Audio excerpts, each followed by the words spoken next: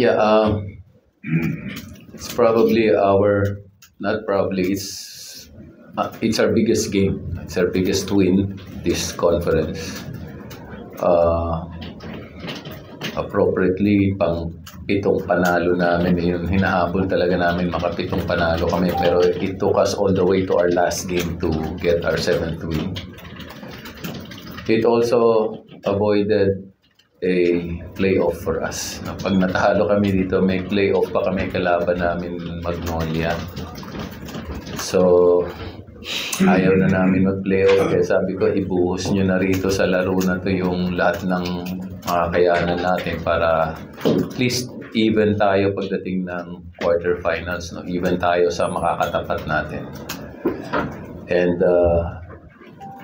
guess yung last 2 losses namin, we were really shooting poorly. Sama ng shooting namin.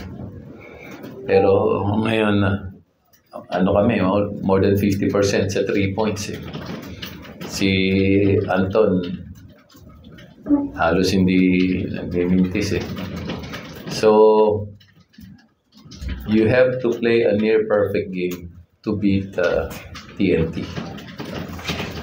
So, halos bumigay na kami at a certain point. We lost our 13-point lead, I think. Lumamang pa yata sila ng 1 point. Mabuti nakabalik kami. And it's also because of the 3-point shots that got us back in the game. So I just wish maging consistent kami nun kasi yung talagang paraan para manalo ngayon. Kaya lang importante, we're playing in the quarterfinals in a best of 3 instead of playing in a twice to beat with you at a disadvantage or having to go through a playoff. So yun nga, this is the best scenario for us considering medyo after our 5-game win streak nung December, itong January, medyo masama na nilalaro namin. Buti nakabawi kami ngayon. Thank you, Coach. Now, Anton, alam naman natin yung sistema ni Coach yan. You'll never know who's gonna start, you'll never know who's gonna stay on the court. How big or important is it to you to be able to do what you did tonight? You converted 6 3-point shots, your career high. And considering yung impact, laki yung impact ng performance mo sa panalo. I'm just very happy na nanalo kami today. Nakaiwas kami sa playoff for 8th spot and dun kami sa best of 3, diba, against Converge ata. So just happy with the way the team competed, the way na lumaban kami kahit nag-run yung TNT. And yun, at least andun pa din kami sa goal namin which is to make the finals, the next round. Finals agad. Next one pala muna. Isa lang, sorry. We're not ready to entertain questions from the media. Coach, congratulations.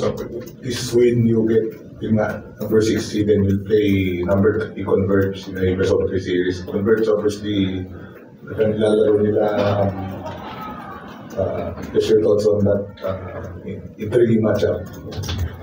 Laki ng nilakas ng Converge magandang addition sa kanila si Balti, magandang addition sa kanila si Heading. Tapos yung import nila, terno doon sa nilalaro nila. So, I think Converge could have easily made first or second also. Kung hindi lang doon sa breaks, muntik na nilang nahabol yung San Miguel yata yun. So, ibig sabihin, kaya nila mag 1 and 2 pero nasa number 3 sila ngayon. Para ang kalaban namin, 1 and 2 rin. Kaya lang, at least best of 3. Hindi kami argabyado. Pero, I think we have until Wednesday to find a way to beat Converge.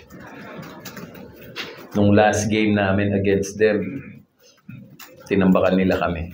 No? So psychologically, I think they have an advantage over us.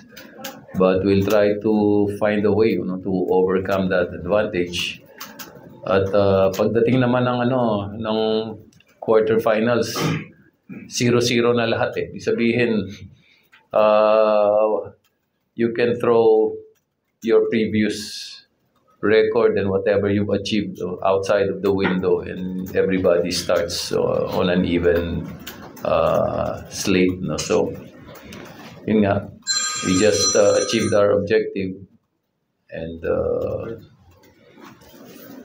importante lang buhay pa kami sa ngayon. Coach, after that losing streak nyo, do you believe that you have already weathered the storm after that slump? Yes, sabi ko nga, 0-0 na ulit eh. No? Yung mga losing streak, winning streak, wala na lahat yun. Parang panibagong umpisa ulit ito. So, ang problema lang namin ngayon, magpo-focus lang kami. Problema lang namin, paano namin tatalunin ng 2 beses yung Converge. Yung mga losing streak, winning streak, hindi mo na dapat isipin yan. Anton, good evening. Against Converge, probably you will be matched up against Alex Takpong, Vision Wills. Ano lang ang mindset mo going to the series? Sa akin lang is to be tough. Nga, mas malaki sila na Guardia. And si Coach Cheng, talagang sina-challenge niya kami kasi past few games, pinapostahan talaga yung mga point guards eh. So, I think the best thing we can do as of now is just to be tough. Coach, parehan mong kabalin yung makakalaban mo sa quarterfinals. Yung thoughts mo doon, and I think na-check ka yata nung last day. Yes, actually, malapit ako dun sa mga yun. Sobrang malapit ako kila Delta at kina Dennis Uy. Pero ibang usapan to eh. Ibang usapan to eh. No? So,